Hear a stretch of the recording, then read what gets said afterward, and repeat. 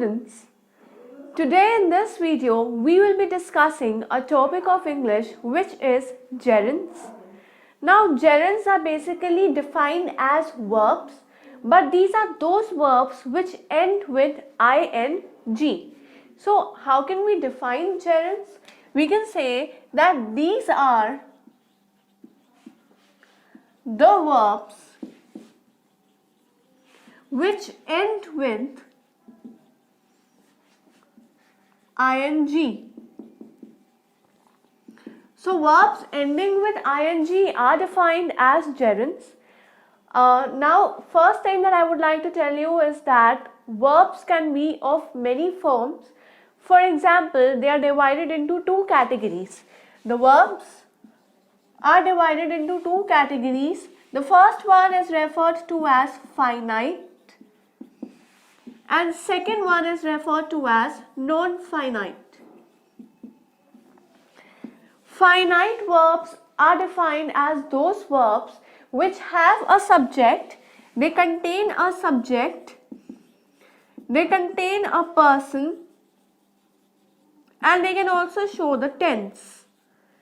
These are the three categories, or I can say these are the three characteristics of finite verb. But on contrast, non-finite verbs are all those verbs which have no subject and they have no person. Non-finites are all those verbs which have no subject and no person, and these non-finite verbs are further categorized into three parts, and those three parts are participles, infinitives, and gerunds. So this is basically a tree that has been formed, and out of that the sub part today we are doing is gerunds. So this is how we can derive gerunds. Gerunds are basically a part of non-finite verbs, and non-finite verbs do not have subject, they do not show any person. And gerunds, specifically when we define gerunds, these are all those verbs which end with ing. So it is basically verb plus ing is equal to gerunds. Example of such can be playing, memorizing, and listening. Any verb followed by ing is defined as gerund, and today specifically we will be doing and we will be discussing about the verb which is try. The sentences in which the verb is try and it is followed by ing, we are going to discuss about those sentences, and try plus ing is the gerund that we will be discussing today. Basically we will be focusing on try. Now as I've said that non-finites are further broken into three parts. First is participle, second is infinitive, and third is gerund. Gerunds are all those which end with ing, and infinitives are all those which are preceded by to. To play, to listen, to sing, to dance. Then if it is preceded by to, if a verb is preceded by to, then we categorize them as infinitives, and if a verb is followed by ing, then they are categorized as gerund. So now talking about try can be used as both gerund as well as infinitive. So here we are going to understand the difference between the two, how we can differentiate the two, and how we can quickly analyze that whether the verb try over here is acting as a gerund or whether it is acting as an infinitive. So let us take a look through examples.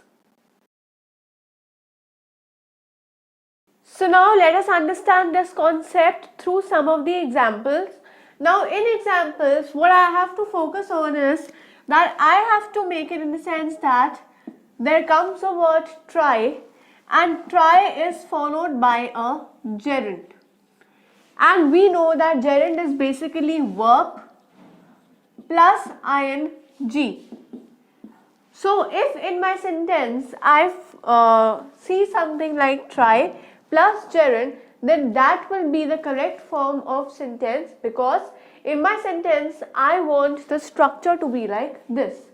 So let us take a look at some of those sentences.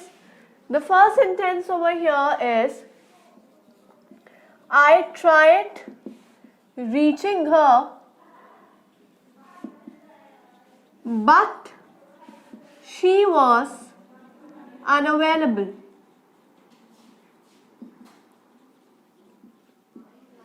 When I say I tried reaching her but she was unavailable, here I have to make sure that there is a word try which is followed by a gerund. Now I can see the word try over here. Is reaching a gerund? Yes, it is a gerund. Why? Because it is made up of reach plus ing, where reach is a verb and verb is followed by ing.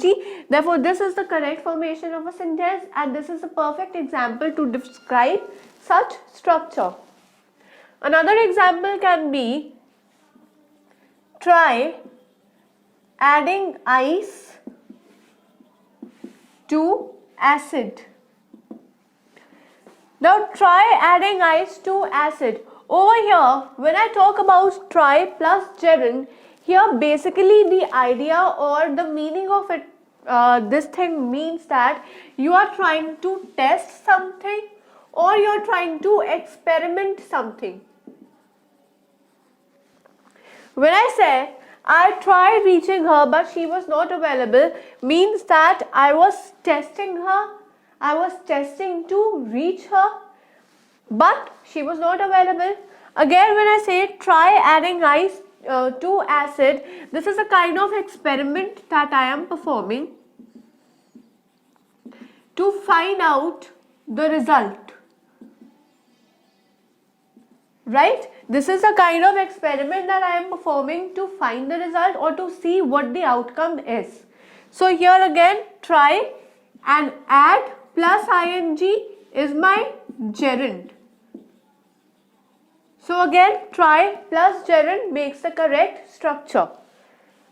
Third example can be, I will try driving car tomorrow. When I say I will try driving car tomorrow, again try and drive plus ing is a gerund over here. Now I will try driving car tomorrow. It is a kind of test. I am testing my driving skills, that am I a good driver or will I be able to drive the car. So again I am testing my driving skills.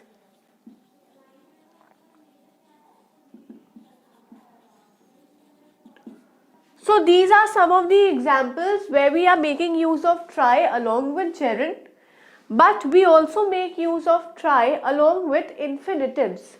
Try plus infinitive. Example of such thing can be, I tried to reach her. Now tried to reach. Whenever verb is preceded by to, it means that this is an example of infinitive. And if I say I tried reaching her, then it becomes an example of gerund.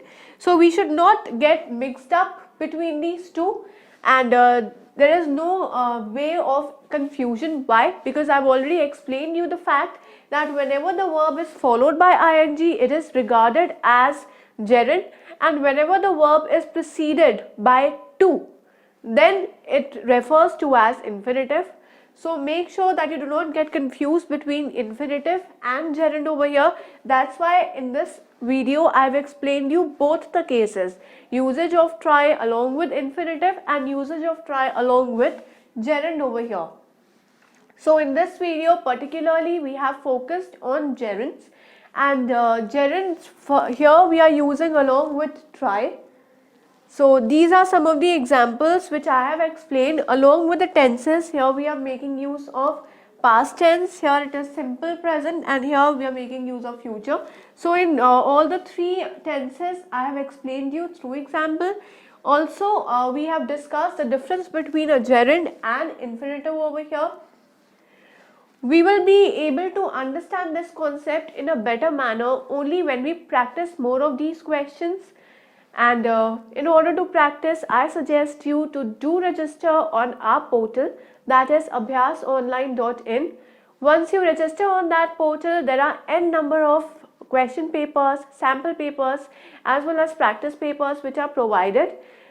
If you attempt those papers, you will be able to analyze your skills as to what are your weak points, what are your strong points, and it's good that if most probably you are having maximum of your strong points, but it is always better to work on your weak points in order to become master in English.